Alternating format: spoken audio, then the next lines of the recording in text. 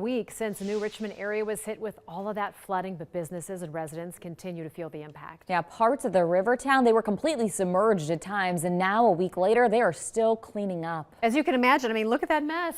Mike Shell, what's it look like? You've been there during the whole thing, and I know when we first started covering this, where you were was really covered in water.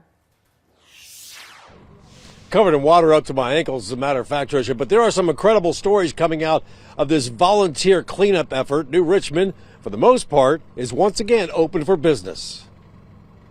Things are looking up in New Richmond, but to everyone's delight, the Ohio River is down more than 20 feet from where it was last week when it crested at 60 feet and sent the floodwaters into the first floor of riverfront shops. Even the resident flock of geese, who last week were looking for the water, appear happy to have once again found it. There are still many signs around town that the floodwater was here just one short week ago. Both on the river and back on dry land, the progress being made is noticeable. With a reminder close by, Katie Odell is back in business creating flower arrangements. We've got all the mud out, we've got all the water out, we're dry. Last week, Katie counted on several volunteers to rip her flood-drenched carpet out and haul it away. My mind is blown. I had customers coming in here that just come in a couple times a year to order offerings, strangers coming in. All of the student volunteers were amazing. I've gone underwater before. This isn't my first rodeo. But Chris Wood is said to be a guy who helps others before himself with a nonprofit group called SitRep. They help veterans and first responders recover from natural disasters. Walking in the house.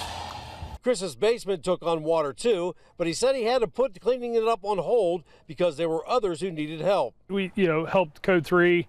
Code 3 guys took dog food to a lady who was basically stranded on an island. Her house was up, but she couldn't get in or out. Needed dog food. Masters of Disaster, a nonprofit group associated with Crossroads Church, turned the tables on Chris. One night when he came home, he found the drywall in his basement cut out and all the water was gone. Much to your surprise? Absolutely 100% surprised. I came home, I came around the corner, and I saw a whole crew of people out here, Masters of Disaster guys, and I was overtaken with emotion.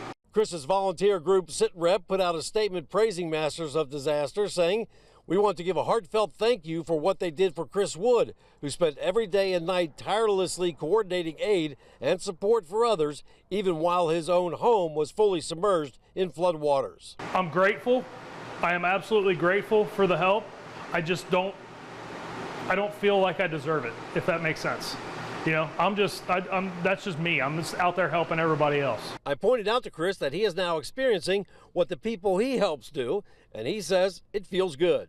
It does. It does. And I got goosebumps right now just thinking about it. Now, Chris Wood estimates that he and his team of volunteers have helped about a dozen families who are impacted by the floodwaters here in New Richmond. We have heard several stories of how people are pitching in and coming together in this community. We are live in New Richmond. We'll send it back to you. Hey, Mike, since you've been there since day one, anything really stick out to you as I can't believe it's been cleaned up or I can't believe that's happened? Just seeing these stores open back again, people, sidewalk cafes sitting out front. The mud actually was first the water came and then there was the mud, but now the mud is all dry in the gutter. So everything's good here. Not quite back all the way, but they're getting there, Tricia. Oh, that's nice. Mm-hmm. Yeah, he said been there, done that. It's amazing how quickly they work to get it all cleaned up and those businesses back. Indeed. Mike Shell, thanks, bud.